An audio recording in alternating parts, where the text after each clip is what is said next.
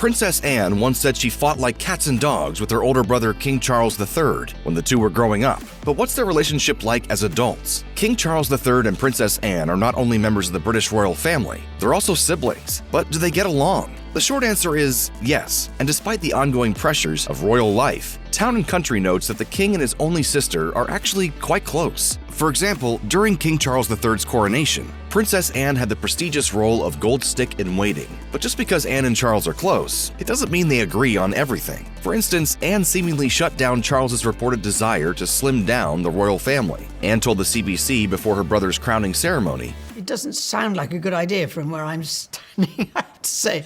I'm not quite sure what else we can do." Still, many royal observers expect that Anne will play a prominent part in Charles's reign. Their tight bond aside, Anne and Charles are reportedly quite different people. As Express reports, the two often fought a lot when they were younger. According to a former royal nanny, Anne was always more extroverted, while Charles was less boisterous and noisy. According to Express, Anne even remarked that she and her brother fought like cats and dogs when they were kids. However, Anne also noted that she did share an interest in gardening with her oldest brother. Anne and Charles were very young at the time of their mother's coronation in 1953, so there was never a time when they weren't in the public eye. As a result, the two young siblings were always there for each other. Princess Anne biographer Nicholas Courtney told Express, Anne and Charles spent all their time together, at least when Charles was not in the schoolroom. Elizabeth's other two children, Andrew and Edward, were born years later, so there was plenty of time for Anne and Charles's relationship to deepen. Royal historian Marlene Koenig told Insider, Anne and Charles grew up in the 1960s, where you had this social change within the United Kingdom, within the world, people being freer, but you still have the constraints of the monarchy. The royal siblings also had marital problems around the same time, Charles with the late Princess Diana, and Anne with her first husband Mark Phillips. While commenting about that difficult period in both their lives,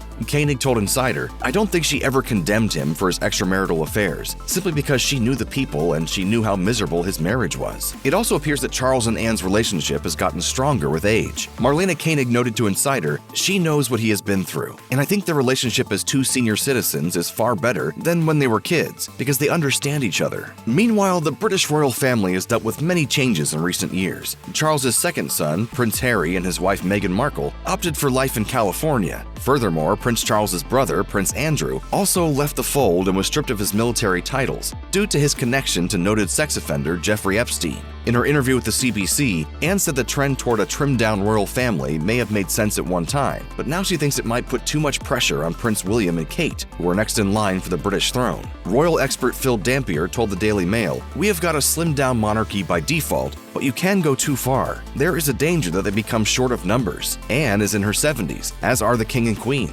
Still, Princess Anne's role in the life of her brother and the monarchy is unlikely to change. As a source close to the royal family told Vanity Fair, King Charles III knows he has a loyal and faithful ally in the Princess Royal. She is committed to supporting the crown and devoting herself to the work of the monarchy. Charles absolutely plans to include her.